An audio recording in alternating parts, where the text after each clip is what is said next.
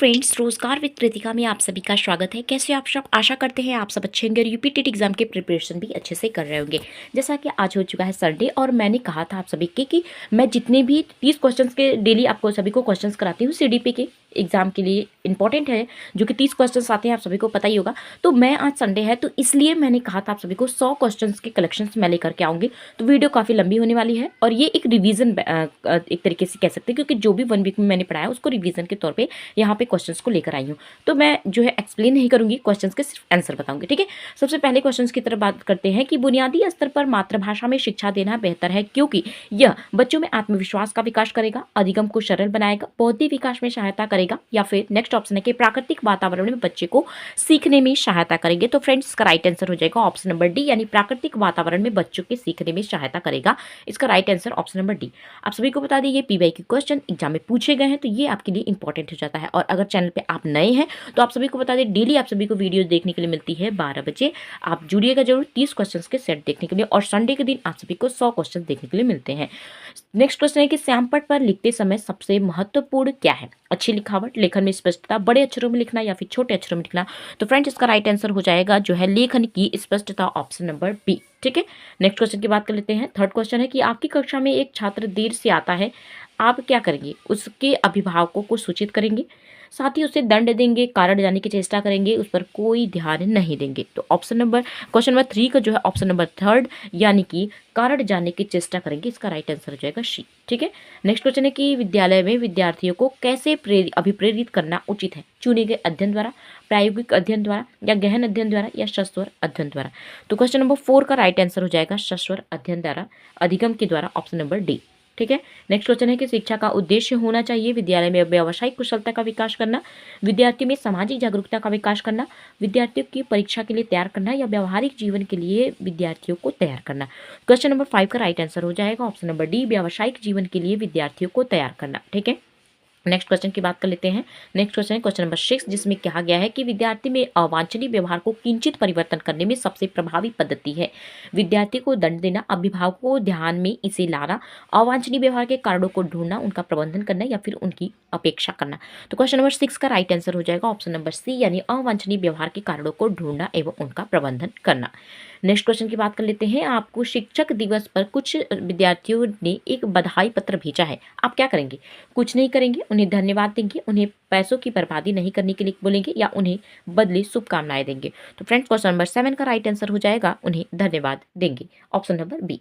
Friends, आप सभी को बता दें ये जो 100 क्वेश्चन है आप सभी को किसी यूट्यूब चैनल पे कहीं 3 घंटे के देखने के लिए मिलेगा मैराथन, कहीं 4 घंटे की मैराथन देखने के लिए मिलेगा, लेकिन मैं बहुत ही कम समय में फास्ट रिविजन के तौर पे आप सभी के लिए ये वीडियो लेकर आई। अगर आपके पास समय कम है, या आप सोचते हैं कि सिर्फ मुझे एक्सप्लेन न सिर्फ क्वेश्चंस को देखें और उसके आंसर को, तो ये वीडियो आप सभी के लिए है। वीडियोस पूरी देखिएगा, ये आप सभी के लिए हेल्प जरूर करेगा। नेक्स्ट क्वेश्चन है कि जब एक विद्यार्थी असफल होता है तो समझा जाता है कि पद्धति असफल है, या शिक्षक असफल है, पाठ्य पुस्तक असफल है, या ये व्यक्तिक असफलता है।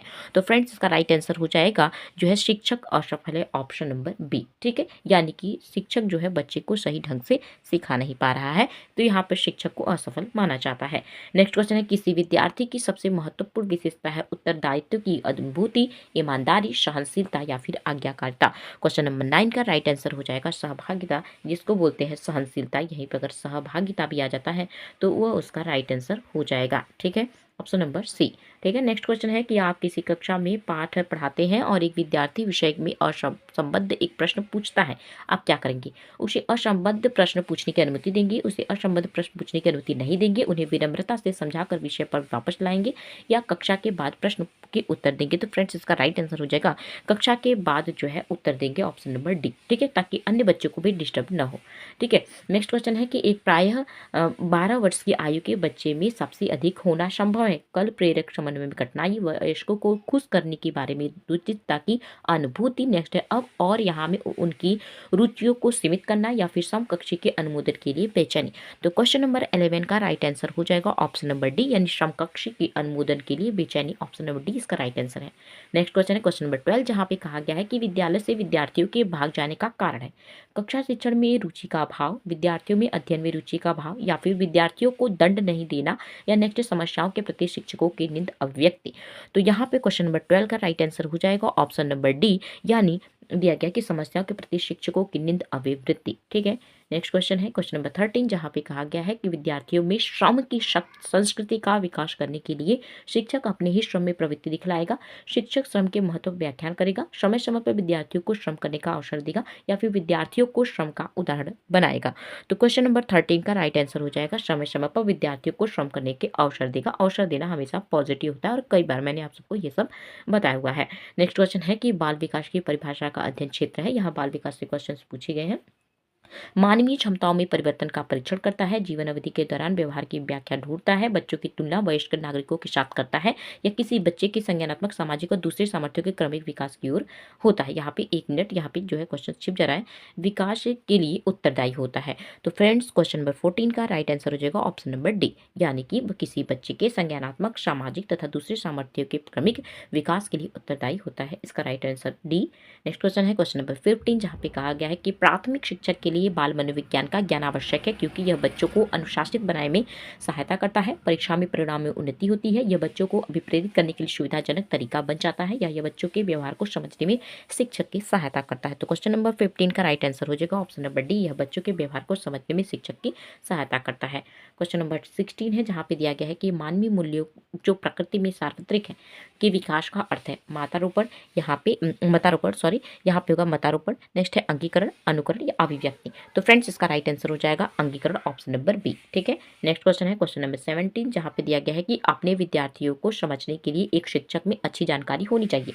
बाल मनोविज्ञान की, बच्चों की समझने की प्रवृत्ति की, या विषय वस्तु के प्रति विद्यार्थियों की मत की, या उपयुक्त सभी। तो फ्रेंड्स इसका राइट आंसर हो जाएगा ऑप्शन नंबर डी, यानी कि उपयुक्त सभी। इसमें सारे गुण होते हैं बाल मनोविज्ञान की, बच्चों को समझने की प्रवृत्ति और विषय वस्तु के प्रति विद्यार्थियों की मत। ठीक है, क्वेश्चन नंबर 18 है कि निम्न में से किस स्तर में बच्चे अपने श्रम कक्ष वर्ग के सक्रिय सदस्य बन जाते हैं। ऑप्शन से किशोरावस्था, वयस्कावस्था, प्राक बाल्यावस्था और बाल्यावस्था। तो फ्रेंड्स इसका राइट आंसर हो जाएगा किशोरावस्था। क्वेश्चन नंबर 18 का right answer option number A. ठीक है, नेक्स्ट क्वेश्चन की बात कर लेते हैं। मनोचित्रण का संदर्भ है, जहाँ पे दिया गया है अर्थग्राहिता को बढ़ाने की एक तकनीक, जोखिम भरे कार्यों के लिए कर्मयोजन, या फिर मन का चित्र खींचना, या मन के प्रक्रिया का अन्वेषण। क्वेश्चन नंबर 19 का राइट आंसर हो जाएगा ऑप्शन नंबर डी, या मन के प्रक्रिया का अन्वेषण। ठीक है, नेक्स्ट क्वेश्चन है क्वेश्चन नंबर 20, जहाँ पे दिया गया है कि प्रतिभाशाली होने का संकेत निम्न में से क्या नहीं है, और क्वेश्चन में नहीं पूछा गया है। ऑप्शंस हैं विचारों में सृजनशीलता, दूसरों के साथ लड़ना, अभिव्यक्ति में अनुकरण, या फिर कौतूहल। तो फ्रेंड्स यहाँ पर देख सकते हैं दूसरों के साथ लड़ना ही यह जो है निगेटिव है, और निगेटिव के साथ निगेटिव आंसर होता है। ऑप्शन नंबर 20 का राइट आंसर हो जाएगा। नेक्स्ट क्वेश्चन है कि बालिका शिक्षा को महत्व देना उचित है, क्योंकि बालिकाएं बालकों से अधिक बुद्धिमान होती है, बालिकाएं बालकों से अल्पसंख्यक होती हैं, या अतीत में बालिकाओं को बुरी तरीके से वंचित किया जाता है, या फिर किसी सामाजिक परिवर्तन के नेतृत्व में केवल बालिकाएं सक्षम होती हैं। क्वेश्चन नंबर 21 का राइट आंसर हो जाएगा ऑप्शन नंबर डी, यानी किसी सामाजिक परिवर्तन के नेतृत्व में केवल बालिकाएं सक्षम होती है। यह बालिका शिक्षा को महत्व दे रहा है। ठीक है, नेक्स्ट क्वेश्चन है कि क्वेश्चन नंबर 22, जिसमें कहा गया है कि समन्वित शिक्षा की सफलता निर्भर करती है समुदाय के समर्थन पर, पाठ्यपुस्तक की उत्कृष्टता पर, शिक्षण अधिगम विषय वस्तु की गुणवत्ता पर, या फिर शिक्षकों के अभिव्यक्तिगत परिवर्तन पर।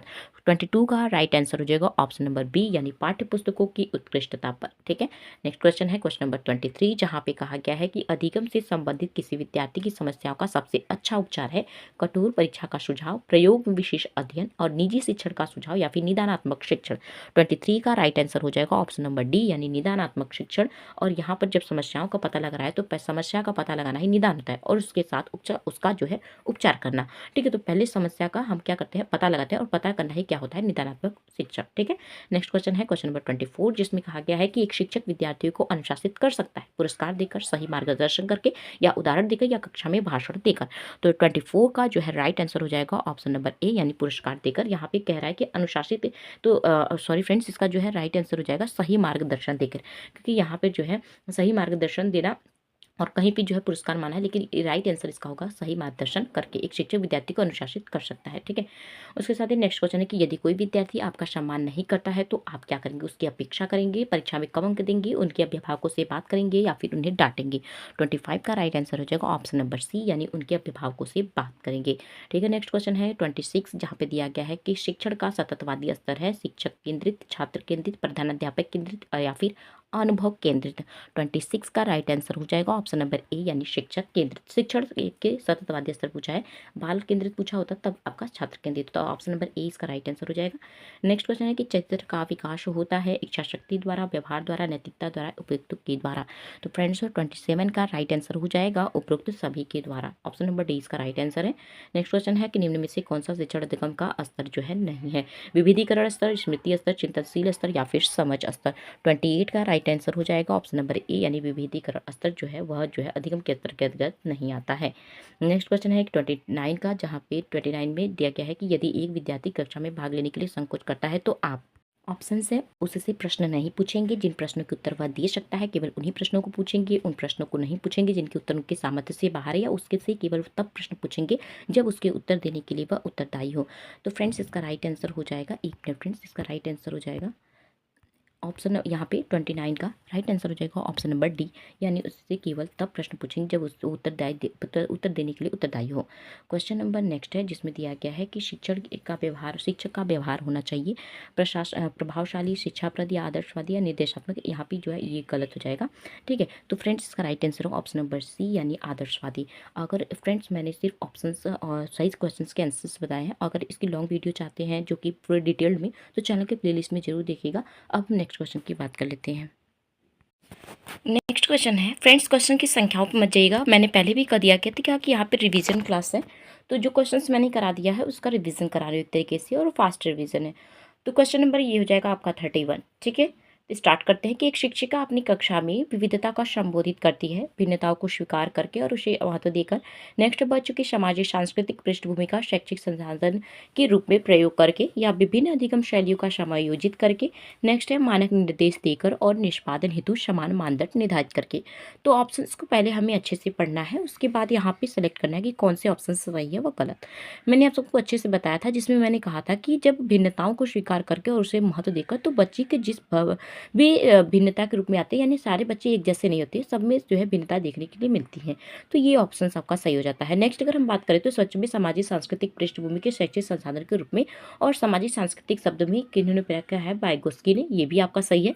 नेक्स्ट है कि विभिन्न अधिगम शैलियों का को समायोजित करके। तो फ्रेंड्स ये भी सही है, क्योंकि विभिन्न अधिगम शैलियों से हम जो समायोजित करके शिक्षण देते हैं बच्चे को, तो बच्चे आसानी से सीखते हैं। मानक निर्देश हमेशा निगेटिव होता है, तो ए, बी और सी इसका राइट आंसर हो जाएगा option number A. Next question की बात कर लेते हैं। क्वेश्चन नंबर 2 दिया गया है, जिसमें दिया गया कि कोई शिक्षिका अपनी कक्षा में फर्नीचर की तीखी धार वाले किनारों को रुई से ढककर रखती है और छूत का अनुभव करने वाले सूचना पट्टों का उपयोग करने की कहती है। वह किस वर्ग के विशेष शिक्षार्थियों की आवश्यकता पूरी करने का प्रयास कर रही है? तो यहाँ पे हो गया आपका 32 क्वेश्चन। इसका राइट आंसर हो जाएगा ऑप्शन नंबर बी यानी दृष्टिबाधित जो है शिक्षार्थी। और मैंने कल आप सबको बताया भी था, छुओ और अनुभव करो, जिससे हम जब छूते हैं अंधेरे में जाते हैं। आप सबको शायद मेरे जो जो उदाहरण मैं बता रही हूँ उससे आप सभी को अच्छे से याद आ जाएगा कि जब अंधेरे में जाते हैं और हमें कुछ भी दिखाई नहीं देता, तो हम उसे छू करके अनुभव कर लेते हैं कि वह क्या चीज़ है। तो आसानी से छुओ और अनुभव जो है हमारे दृष्टि विकलांग शिक्षार्थी से संबंधित होगा, option number B.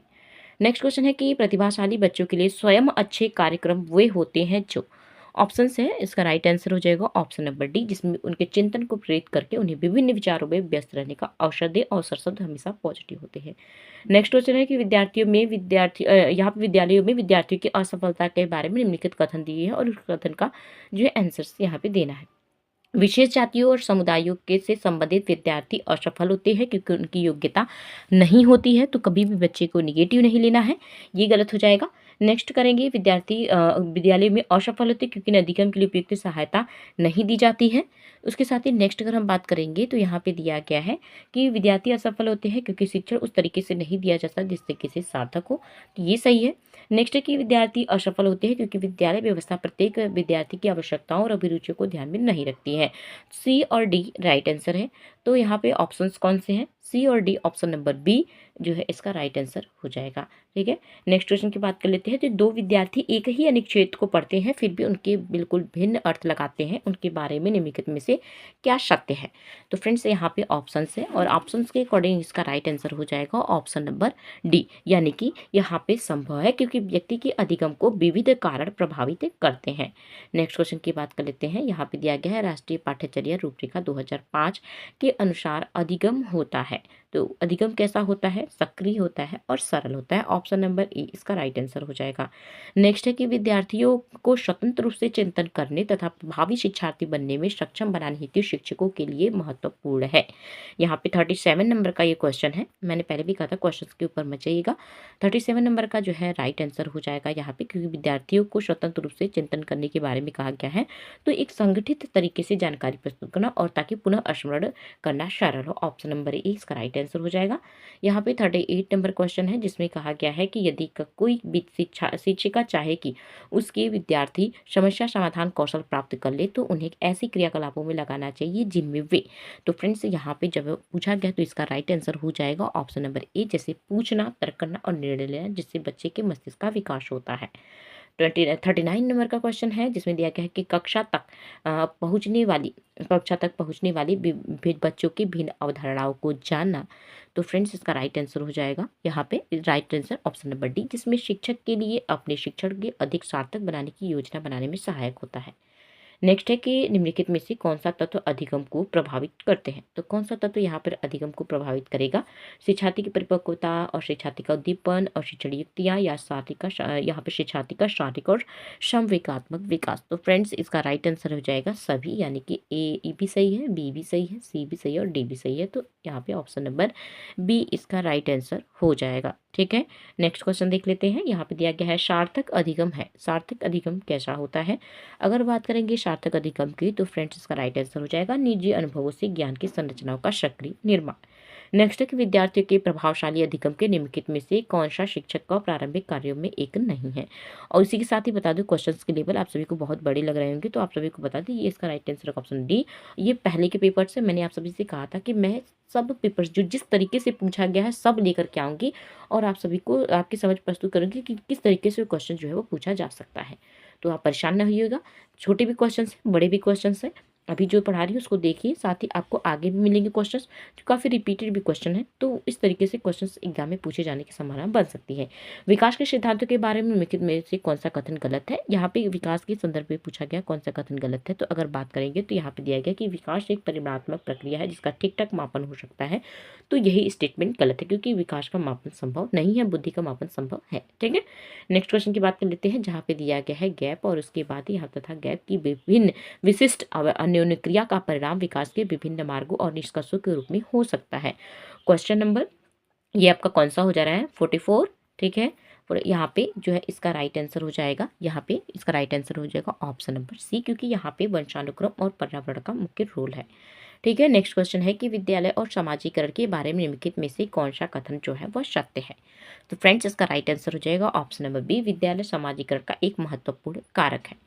Next question की बात कर लेते हैं, जीन पियाजे के संज्ञानात्मक विकास से क्वेश्चन पूछा गया है और मैंने आप सबसे कहा था कि जीन पियाजे का संज्ञानात्मक विकास एक क्वेश्चन तो आपका यहीं से बन जाता है। तो फ्रेंड्स इसका राइट आंसर हो जाएगा ऑप्शन नंबर डी, जिसमें कहा गया है कि किसी चरण को भी पियाजे के छोड़ा नहीं जा सकता। और इस चरण में हमने आप सबको अच्छे से बता दिया है, इंद्रियगामक अवस्था, पूर्व संक्रियात्मक अवस्था, मूर्त संक्रियात्मक अवस्था और अमूर्त संक्रियात्मक अवस्था। ठीक है, 0 से 2 जो है उनकी इंद्रियगामक अवस्था है, 2 से 7 जो है उनकी पूर्व संक्रियात्मक अवस्था है, 7 से 11 वर्ष तक उनकी मूर्त संक्रियात्मक अवस्था है और 11 से 14 वर्ष तक उनकी अमूर्त संक्रियात्मक अवस्था है। तो आपको अच्छे से याद कर लेना है, एकदम रट लेना है, समझ लीजिए, क्योंकि इनसे क्वेश्चंस जो है वो पूछे जाते हैं। जीन पियाजे का जो है इन्होंने संरक्षण शब्द दिया है, इसका क्या तात्पर्य है और संरक्षण से संबंधित यहाँ पे जीन पियाजे जो कि इंपॉर्टेंट है, एक ही सेट में 2 क्वेश्चन जीन पियाजे से पूछ लिया गया है। तो इस फ्रेंड्स इसका राइट आंसर हो जाएगा कुछ भौतिक गुणधर्म वही रहते हैं चाहे बाहरी आकृति क्यों न बदल जाए। ऑप्शन नंबर सी इसका राइट आंसर है। यहाँ पे हार्वर्ड गार्डनर का जो था थोड़ा सा गलत हो गया है, तो उस क्वेश्चन को मैं नहीं कराऊंगी। नेक्स्ट है कि ले बाइगोस्की के अनुसार, और हमने आप सभी को बताया था कि जब अगर पियाजे आए हैं तो बाइगोस्की तो छूटेंगे नहीं, बाइगोस्की से भी क्वेश्चन पूछे जाते हैं। और सामाजिक सांस्कृतिक सिद्धांत जो है किसका दिया गया है, बाइगोस्की का दिया गया है और इन्होंने भाषा शब्द को महत्व दिया। तो यहाँ पर ले बाइगोस्की पहले भाषा शब्द को भाषा शब्द का महत्व देते हैं, उसके बाद जो है चिंतन को रूप में बदल देता है। ऑप्शन नंबर सी, निभाषा विकास मानव चिंतन के स्वरूप को बदल देता है। ऑप्शन नंबर सी इसका राइट आंसर हो जाएगा। नेक्स्ट क्वेश्चन की बात कर लेते हैं, तो लॉरेंस कोहलबर्ग और कोहलबर्ग भी आपसे छूट नहीं सकते, क्योंकि पियाजे और बाइगोस्की और कोहलबर्ग ये 3 थ्योरीज ना आप किसी भी तरीके से रट लीजिए, बाइगोस्की और इसके साथ ही एक कोहलबर्ग आते हैं। ठीक है, यहाँ पे वाइगोत्स्की होता है। ठीक है, अगर हम यहाँ पे क्वेश्चन यहाँ बात करें तो लॉरेंस कोहलबर्गी के बारे में पूछा गया है और उनके नैतिक सिद्धांत के बारे में, तो फ्रेंड्स इसका राइट आंसर हो जाएगा अपनी सैद्धांतिक रूपरेखा अब तक पहुँचने के लिए पियाजे के जो है यहाँ पे आलोचना कहा गया है, तो ऑप्शन नंबर सी इसका राइट आंसर हो जाएगा। नेक्स्ट का बात करें तो निम्नलिखित में से कौन सा अधिगम के आकलन को बढ़ावा करता है, तो इस फ्रेंड्स जिसका राइट आंसर हो जाएगा ऑप्शन नंबर बी, यानी विद्यार्थियों की चिंतन प्रक्रिया और अवधारणात्मक समझ का आकलन करता है। ऑप्शन नंबर बी इसका राइट आंसर हो जाएगा। नेक्स्ट पूछा गया है बाल केंद्रित शिक्षा के बारे में, और बाल केंद्रित शिक्षा शास्त्र का अर्थ होता है, तो फ्रेंड्स इसका राइट आंसर हो जाएगा जिसमें बच्चों के अनुभवों को, आवाज को महत्व दिया जाता है। ऑप्शन नंबर सी इसका राइट आंसर हो जाएगा। नेक्स्ट क्वेश्चन है कि भाषा और विकास के बारे में पियाजे और वाइगोत्स्की ने किस कथन को महत्व सही कहा है, तो पहले यहाँ पे जो है पियाजे का पूछा गया है, उसके बाद जो है वाइगोत्स्की। तो पियाजे ने जो भाषा शब्द को माना है कि जन्म लेता है, और वाइगोत्स्की के अनुसार उन्होंने मानता है कि भाषा का विकास पर प्रभाव पड़ता है। तो इसके अकॉर्डिंग इसका जो है राइट आंसर अगर हम बात करें तो इसका राइट आंसर हो जाएगा ऑप्शन नंबर सी। ठीक है, जिसमें इन्होंने जो है माना है, पियाजे की बात करें तो उन्होंने विचार शब्द को महत्व दिया है, और वाइगोत्स्की की बात करें तो उन्होंने भाषा शब्द को महत्व दिया है। ऑप्शन नंबर सी इसका राइट आंसर हो जाएगा। ठीक है, नेक्स्ट क्वेश्चन है कि शिक्षा का अधिकार अधिनियम 2009 के अनुसार विशेष आवश्यकता वाले बच्चों को पढ़ना चाहिए, इसका राइट आंसर हो जाएगा ऑप्शन नंबर डी, यानी समावेशी शिक्षा व्यवस्था में। और अगर आप सभी को बता दें तो यहाँ पर शिक्षा का अधिकार आर्टिकल जो है अधिनियम जो है, इसमें जो है समावेशी शिक्षा पर बल दिया गया है कि सारे बच्चे को जो है विशिष्ट रूप से मानना है, किसी भी बच्चों में भेदभाव नहीं करना है, तो ऑप्शन नंबर डी इसका राइट आंसर हो जाएगा। नेक्स्ट अगर हम बात करें तो जिस कक्ष में विशिष्ट पृष्ठभूमि से विद्यार्थी आते हैं वहाँ एक प्रभावी शिक्षक, तो फ्रेंड्स इसका राइट आंसर हो जाएगा सभी विद्यार्थियों के साथ समान व्यवहार करेगा। मैंने ये आप सभी को अभी बताया। उसके साथ ही नेक्स्ट अगर हम बात करें तो ये क्वेश्चंस काफ़ी बार पूछा गया है, तो यहाँ पे मिलान के बारे में पूछा गया है, तो इसका अगर हम सही बात करें सिर पदानुक्रमिक दिशा की अगर बात करें तो फ्रेंड्स यहाँ पे इसका राइट आंसर हो जाएगा सिर से पैर की ओर के कर्व की ओर विकास होता है। ठीक है, नेक्स्ट संज्ञान और संवेग के कथन की बात करें तो संज्ञान और संवेग से भी क्वेश्चंस पूछे जाते हैं, और फ्रेंड्स इसका राइट आंसर हो जाएगा संज्ञान और संवेग परस्पर एक दूसरे से जुड़े हुए जो एक दूसरे को प्रभावित करते हैं। Option number B. ठीक है, नेक्स्ट क्वेश्चन, और ये आपका हो जाएगा 60 नंबर तक का क्वेश्चन। विभिन्न शिक्षार्थियों वाली एक समावेशी शिक्षा में सहयोगी अधिगम और समवयस्कों की शिक्षा के बारे में यहाँ पे क्वेश्चन पूछा गया है, तो इसका राइट आंसर हो जाएगा सक्रिय रूप से प्रोत्साहित किया जाना चाहिए जिससे समवयस्कों की स्वीकार्यता बढ़े। ठीक है, नेक्स्ट क्वेश्चन की बात कर लेते हैं। नेक्स्ट क्वेश्चन की बात करें तो विकास का वही संबंध परिपक्वता से है दो उद्दीपन का है, परिवर्तन, प्रतिक्रिया, प्रयास या फिर परिणाम, तो ऑप्शन नंबर बी यानी प्रतिक्रिया से है। ऑप्शन नंबर बी इसका राइट आंसर हो जाएगा। नेक्स्ट क्वेश्चन की बात करें तो पियाजे मुख्यतः के क्षेत्र के रूप में प्रयोग के रूप में जाने जाते हैं, तो पियाजे किस क्षेत्र में जाने जाते हैं और पियाजे को इतनी बार बता दिया है कि आप आसानी से बता सकते हैं, ज्ञानात्मक विकास या फिर संज्ञानात्मक विकास। Option number B.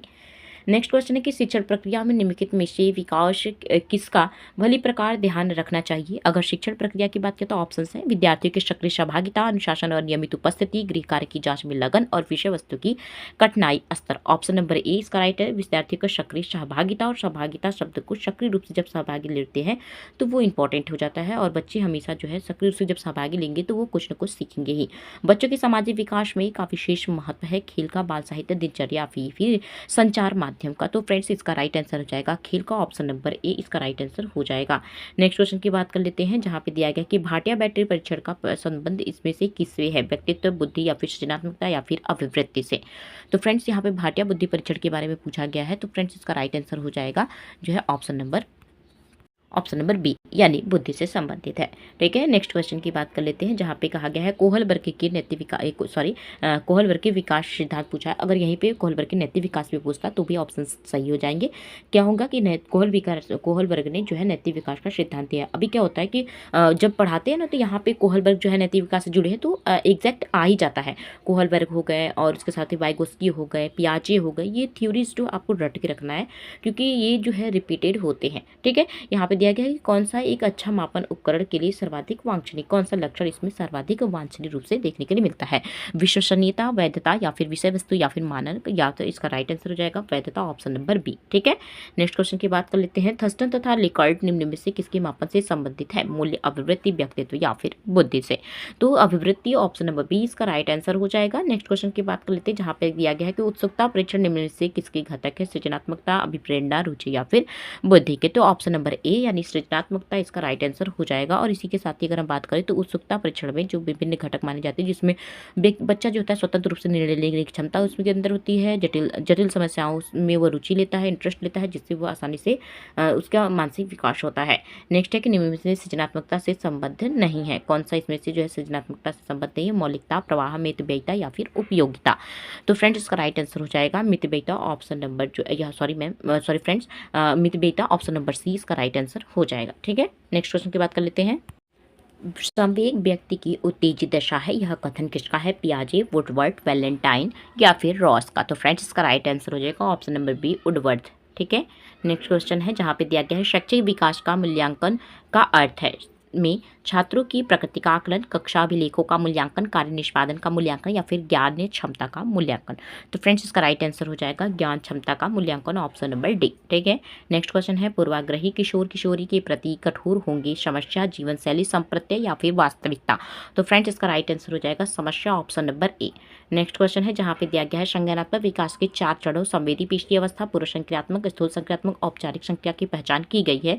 तो इसके बारे में इतनी बार बता दिया है कि आप इसे भूल नहीं सकते हैं। ऑप्शन नंबर डी यानी पियाजे के अनुसार। ठीक है, नेक्स्ट क्वेश्चन है कौन से गुण अच्छे मानसिक स्वास्थ्य के नहीं है? यहाँ पे ऑप्शंस दिए गए हैं और उसके अकॉर्डिंग इसका राइट आंसर हो जाएगा बहुत विनीत और स्वयं से निर्मित सीमित। ये ऑप्शन नंबर सी इसका गलत होगा, यानी मतलब आंसर के अकॉर्डिंग जो गलत होता है उसका राइट आंसर हो जाता है गलत वाला ही, ऑप्शन नंबर सी उसका सही था। उसके साथ ही अधिगम क्षमता निम्नलिखित में से किसको प्रभावित नहीं होती है? आनुवांशिकता, वातावरण, प्रशिक्षण, शिक्षण या फिर राष्ट्रीयता। तो फ्रेंड्स इसका राइट आंसर हो जाएगा यहाँ पे ऑप्शन नंबर डी यानी राष्ट्रीयता का जो है कोई रोल नहीं होता है अधिगम क्षमता के, जिसमें आनुवांशिकता, वातावरण और प्रशिक्षण ये जो है अधिगम क्षमता को प्रभावित करते हैं।